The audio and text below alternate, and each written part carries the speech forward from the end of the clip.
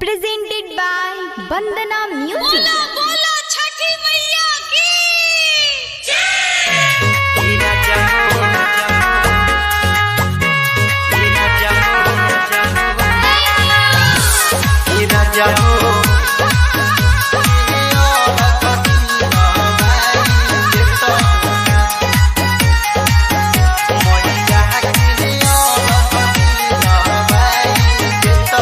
माथे पकौड़ा लेके घाट पर चलिए राजा भैया रघ के बेरी।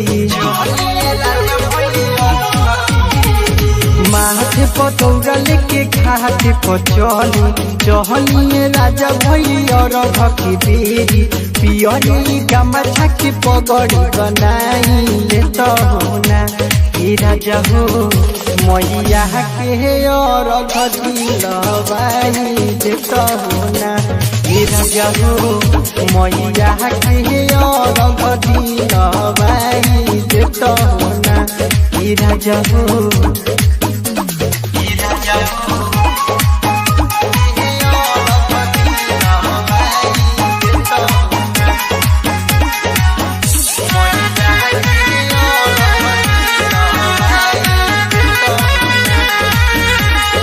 पूरा करी है छठी मैया हमर सपना बाहो दे दी है गोदिया में सुनर बोला ना बाहो दे दी है गोदिया में सुनर।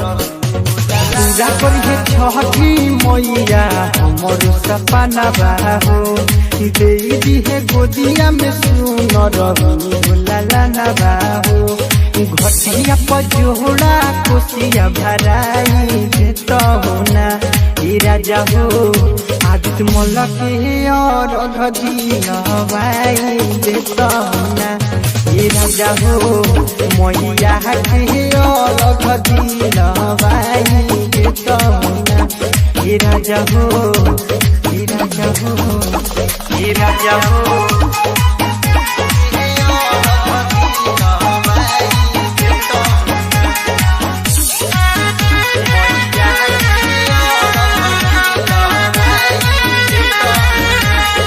राइटर राजकुमार पिया कर तू भरोसा हो यूपी बिहार में पूजन धूमधाम से होता हो यूपी बिहार में पूजन।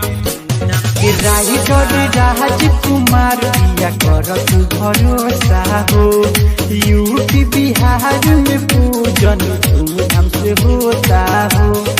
आशिकिया आकाश से जागरण कराई देता होना हे राजा हो छठी माई के और घिलवाई देता होना हे राजा हो मैया के और घिलवाई देता होना। माथे पतौरा लेके घाट पर चलिए राजा भैया रघ के बेरी। पियरी गमछा के पगड़ी बनाई लेता होना हे राजा हो मैया के और घिलवाई देता होना हे राजा हो मैया के और घिलवाई देता होना हे राजा हो। गोल्ड रिकॉर्डिंग स्टूडियो पंचमुखी चौक कलवारी मुझे।